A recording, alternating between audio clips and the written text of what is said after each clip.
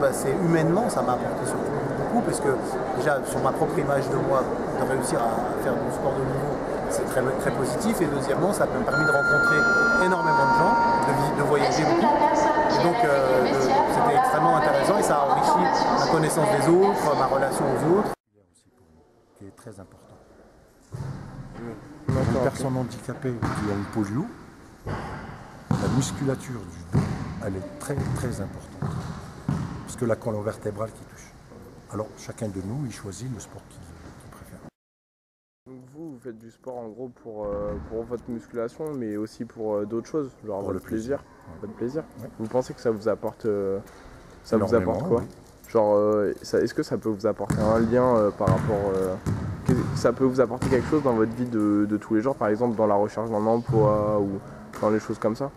Par rapport au sport ou par rapport à l'handicap? Ouais, par rapport, enfin, les deux. Dans votre vie de tous les jours, vous personnellement, comment vous le ressentez en fait?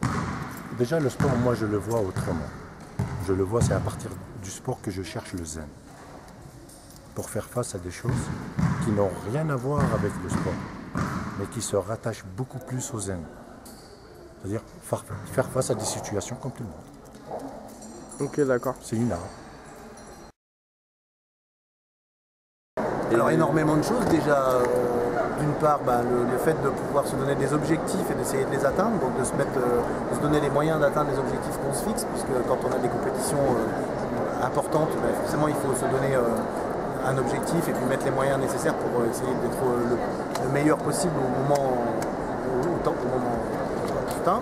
La deuxième chose, c'est aussi la capacité d'apprendre à perdre en fait. C'est-à-dire que souvent quand on fait du sport, on pense qu'à gagner, mais forcément on ne gagne pas toujours et parfois il faut apprendre à perdre et ça c'est important dans la vie de tous les jours parce qu'on n'est pas toujours dans des phases de réussite et il faut apprendre à passer par-dessus, donc à se donner les moyens de tirer les enseignements de la défaite pour réussir à faire mieux la prochaine fois et donc à s'améliorer.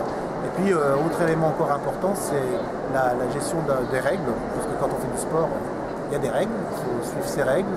Il ne faut pas tricher, il faut être dans la logique dans un cadre donné, je dois donner le meilleur de moi-même, et donc de pouvoir se dépasser dans un cadre de règles données, ce qui fait que dans le milieu professionnel par exemple, c'est très utile aussi d'avoir ça.